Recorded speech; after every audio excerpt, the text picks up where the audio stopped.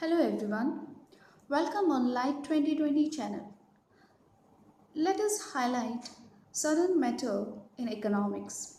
And if you all want to know more and more matter, do subscribe and like my channel. Thank you.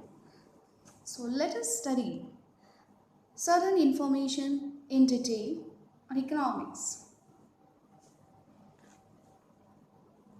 Today we'll see state policies and economic underdevelopment. India's natural resources are rich.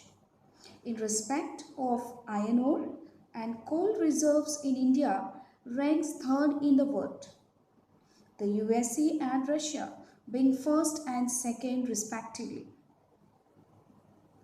Its potential hydro power resources are also not merged, and if fully exploited, they can prove to be a big source of energy. Therefore, India's underdevelopment during the British period and its present economic backwardness cannot be explained in terms of its resources. No doubt, at present, there is scarcity of capital and the technology is backward. But they are to be seen in proper historical perspective. Presently, these factors are arresting the growth of the economy. At the same time, it should not be forgotten that they themselves are the consequences of economic underdevelopment under the British. Most British scholars attribute economic stagnation during the British period to overpopulation, religion, and social attitudes and institutions.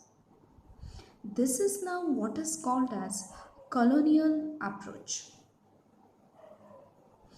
Remember, Dadabhai Naroji, Ramesh Dutt, and many other economic historians have rejected the explanations of the British administrators and writers of colonial school in respect of India's economic underdevelopment. According to them, the economic policies of the British rulers were responsible for the country's economic backwardness. It is difficult to deny the fact that whereas the governments of USA, Japan and number of European countries had played positive roles in their economic development, and the British rulers of India shattered the country's economy, appropriated its wealth and drained it out to England and created all possible obstacle to development.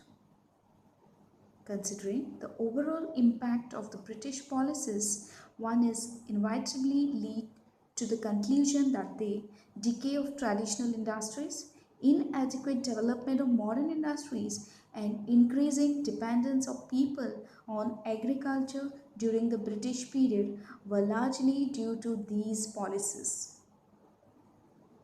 And the state policy, if considered in totally, was hostile to Indian interest.